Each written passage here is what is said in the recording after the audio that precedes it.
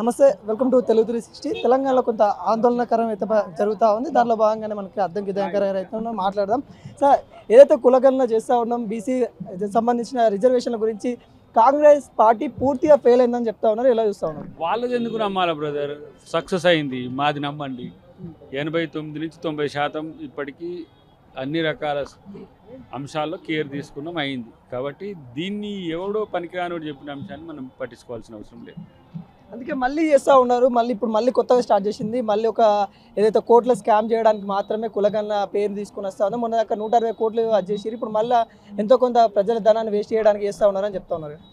ఇప్పుడు బాధ్యత లేని మాటలు మాట్లాడినప్పుడు మనం బాధ్యతగా ఉండాల్సిన అవసరం ఉంది. ఇప్పుడు ఎవరైతే ఏదేని కారణాల వల్ల కులగణన చేసుకోలేకపోయినారో వాళ్ళు ఇప్పుడు ఈ సమయంలో చేసుకోండి. మీరు చేసుకోలేకపోతే టోల్ ఫ్రీ నెంబర్ ఉంది, సమాచారం ఇవ్వండి. విదేశాల్లో ఉంటే మీరు సమాచారం ఇవ్వండి. ఎక్కడ ఉన్నా కూడా ఎంఆర్ఓ ఆఫీస్ కేంద్రకంగా జనగణన జరుగుతున్నది.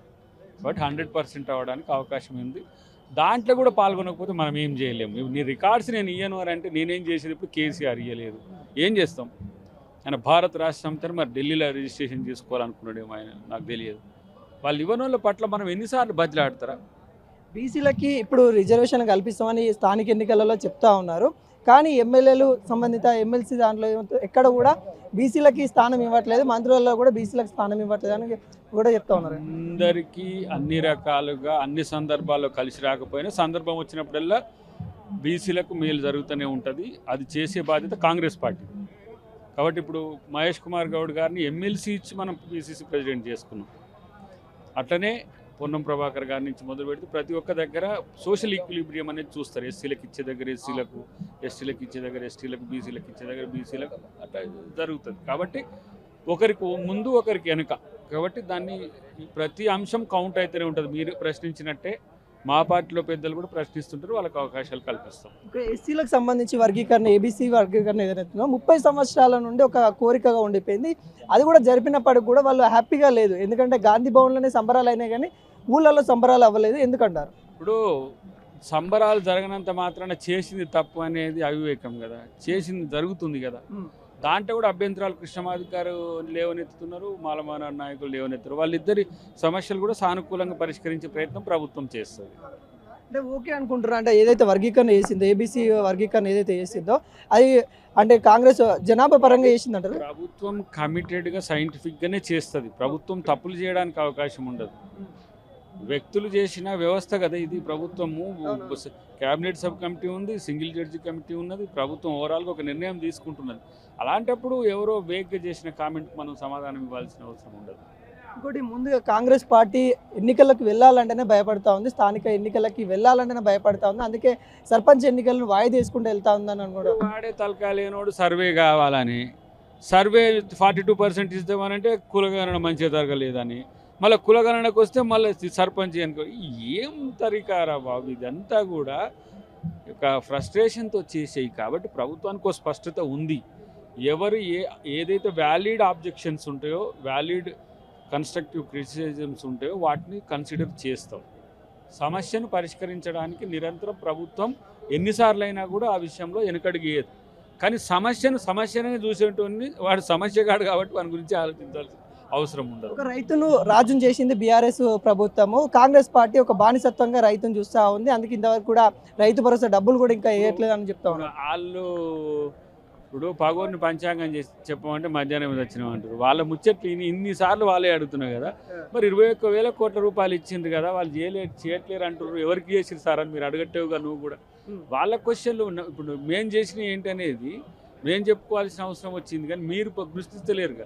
ఇప్పుడు రైతు భరోసా ఇస్తున్నాము, రైతు బంధు వాళ్ళకు సంబంధించి ఇచ్చినాము, పంట సబ్సిడీకి ఇచ్చినాం, పంట నష్టపరిహారం ఇచ్చినాం, బోనస్ ఇచ్చినాం.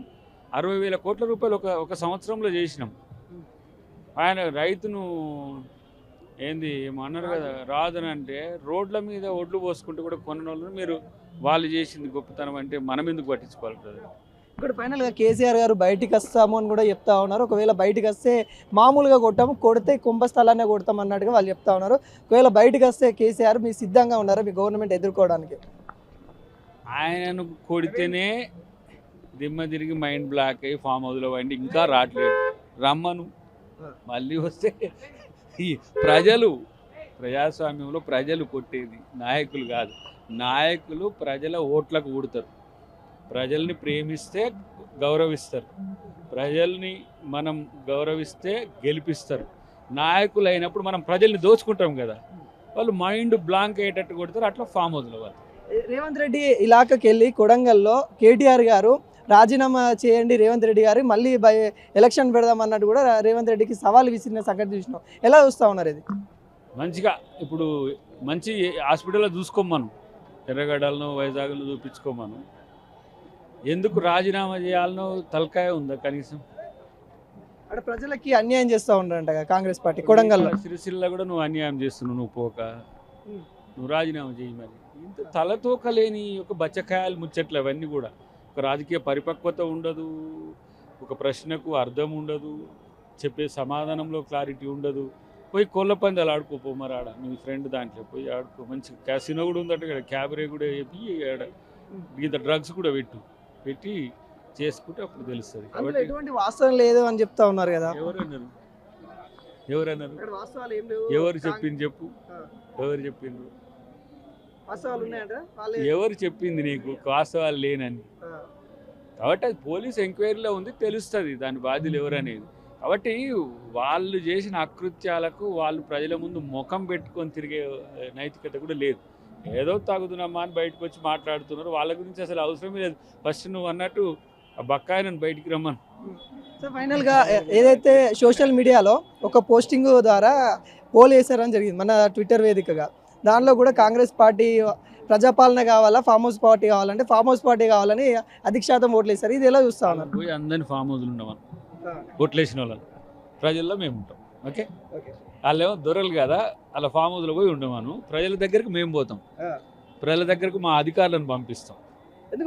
ఎందుకు ప్రజాపాలన తిరస్కరిస్తా ఉన్నారు అక్కడ? ఎవడే ఆడ అన్నోడు, ఎవడే ఒక 2-3 వేల మంది ఉంటారు. వాళ్ళు పోయి ఫామ్ హౌస్లో పండుకోమను. కేసీఆర్ చుట్టూ బాగుంది ప్లేస్, బాయి కూడా ఉన్నది, మంచి గీత కొట్టుకోమని హాయిగా వండుకోమను. మేము ప్రజల దగ్గరికి పోతాం. ఇది ప్రజాపాలన. ప్రజల వైపు వచ్చేటోళ్ళు ఎక్కువ ఫామ్ హౌస్లో వండుకుంటూ ఎక్కువ వాళ్ళు తెలుసుకోమని.